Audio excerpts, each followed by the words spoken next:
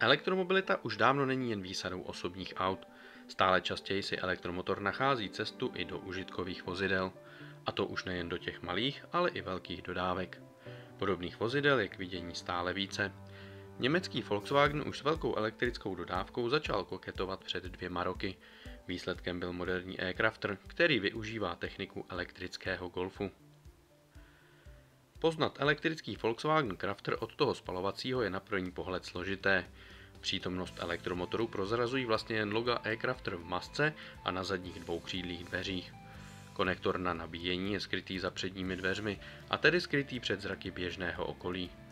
Vymyslet designově něco zajímavého je totiž u dodávky možné vlastně jen v přední části, ale i maska chladiče je shodná s konvenční verzí. Hlavní světlomety jsou plně diodové, což je další z prvků půjčených ze světa osobních vozů. Platforma elektrického Crafteru je stejná jako u vznětového provedení. Obě varianty přitom byly vyvíjeny souběžně, konstrukce tak byla na zabudování elektromotoru připravena. Mírně zvýšená podlaha umožnila zabudování lithium-iontového akumulátoru.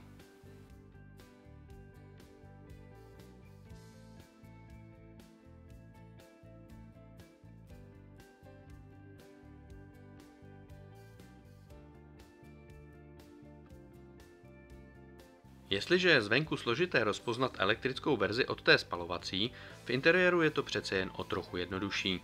Ovšem pouze díky upravenému přístrojovému štítu, kde otáčkoměr nahradil ukazatel stavu elektrického pohonného ústrojí. Také na obrazovce multimediálního systému je možné sledovat využívání pohonu. Systém s 8palcovou dotykovou obrazovkou a integrovanou navigací je mimo jiné součástí sériové výbavy a také prvkem, který si Crafter vypůjčil z osobních vozů. Celkově palubní deska působí mnohem méně užitkově, než tomu bylo u předchůdce. Kabina je standardně trojmístná, dvousedadlo u spolujezdce pak ukrývá i relativně objemný úložný prostor. K dispozici je zatím jediná velikost elektrického Crafteru, to znamená rozvor 3640 mm kombinovaný s výškou 2590 mm. Nosnost dodávky je 1073 kg.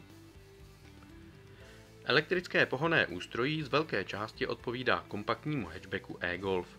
Výkon elektromotoru je tak 100 kW. Akumulátor má kapacitu 35,8 kWh a Volkswagen udává dojezd 173 km. Nabití akumulátoru zabere dle typu nabíječky 17 hodin nebo pouze 45 minut. Nejvyšší rychlost je omezena na 90 km/h.